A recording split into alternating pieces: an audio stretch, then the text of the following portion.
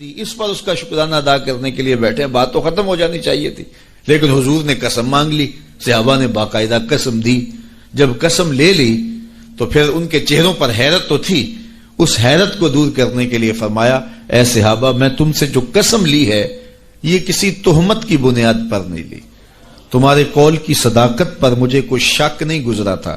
کہ میں نے قسم سے تصدیق چاہی ہو، جو تم نے کہا مجھے پہلے اس کا یقین تھا،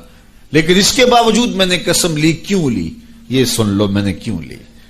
فرمایا تم یہاں بیٹھے تھے، میں حجرے میں تھا، اتانی جبریل علیہ السلام،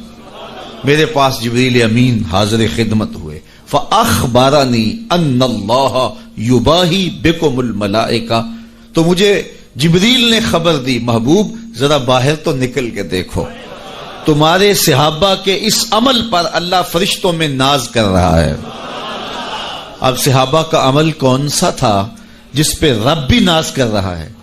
ملائے اعلیٰ میں ناز فرما رہا ہے فرشتوں میں کہ دیکھو میں نے نعمت دی تھی، کیسے شکر گزار نکلے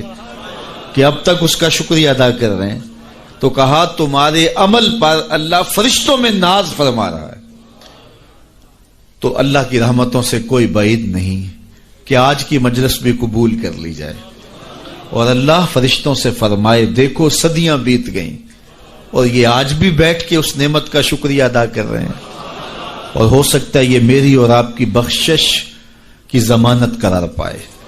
اس لیے آپ یہاں آئے ہیں، بیٹھے ہیں، درود و سلام کے ماحول میں بیٹھے ہیں۔ ابھی آپ نے شاہ صاحب سے حضور کی مدحت کے پھول لیے ہیں، آپ کے مشام ہستی معطر ہوئے ہیں، اور سر شام سے ذکر کی کیفیت نور میں ہیں، اور اللہ نے چاہا تو تھوڑی دیر تک مزید اس کیفیت محبت میں گزریں گے، اور پھر حضور کی بارگاہ میں دست بستہ سلام ہوگا، پھر دعا کے لیے ہاتھ اٹھیں گے۔ تو یہ کتنے حسین لمحے گزریں گے ہمارے، اور یہ کتنی خوش نصیب گھڑیاں ہیں جو ذکر رسول میں بسر ہو جائیں۔ تو خوش نصیبی ہے میری اور آپ کی کہ آج ہم محفل میلاد میں بیٹھے اور حضور کی صورت میں اللہ نے جو اس پر شکریہ ادا کرنے کے لیے بیٹھے۔ اگرچہ حق کے شکر ادا نہیں ہو سکتا، ساری زندگی بھی حق کے شکر ادا کرنے کے لیے پیشانی سجدہ میں رکھ کر کے اللہ کی تسبیح بولتے رہیں، لیکن اس نعمت کا شکر پھر بھی ادا نہ ہو پائے۔ اتنا بڑا کرم حضور کی صورت میں ہمیں نصیب ہوا ہے۔ میں نے کتب میں پڑھا ہے 12 نبیوں نے آرزو کی ہے حضور کی امت میں ہونے کی، ہم نے تو کوئی آرزو بھی نہیں کی تھی، ہم نے تو کوئی تمنا بھی نہیں کی تھی، سوئے تھے بخت جاگ پڑے۔ ہمارے والد گرامی مسجد سے مولانا کو بلا لائے، انہوں نے کان میں آ کے کہا مبارک ہو تو حضور کا غلام بن کے آ رہا۔ تو یہ کتنی خوش نصیبی ہے ہماری، آرزویں کی گئی، تمنائیں کی گئی۔ انبیاء علیہ السلام نے ہاتھ پھیلا پھیلا کے اللہ کی بارگاہ میں دعائیں کی، نبی آنے والے کی خبر دیتے رہے۔ کسی نے کہا ربنا وابعث فیہم رسولا، مالک آنکھیں بوڑھی ہو گئیں اب بھیج بھی دے اسے۔ کوئی بولا مبشرم برسول یاتی من بعد اسمہ احمد، چلو میں تمہیں پتہ بھی بتا دیتا ہوں، نام بھی بتا دیتا ہوں، اس کا نام احمد ہوگا۔ یہ حضرت عیسیٰ علیہ السلام نے کہا،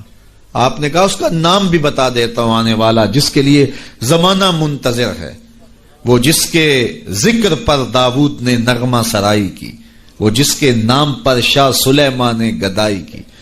دل یحییٰ میں رہ گئے ارماں جس کی زیارت کے،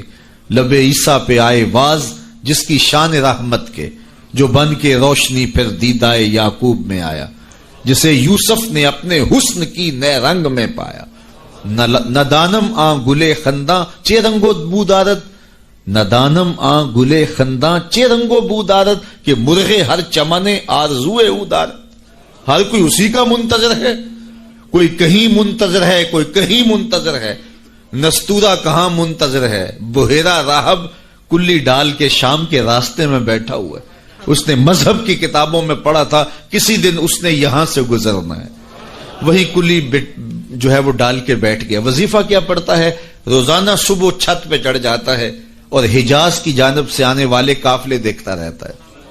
اللہ اکبر، اور شام کو جب اندھیرے گہرے ہو جاتے ہیں اور کلی کے اندر آ کے سو جاتا ہے، یہی وظیفہ کرتا ہے۔ شب ہجر کی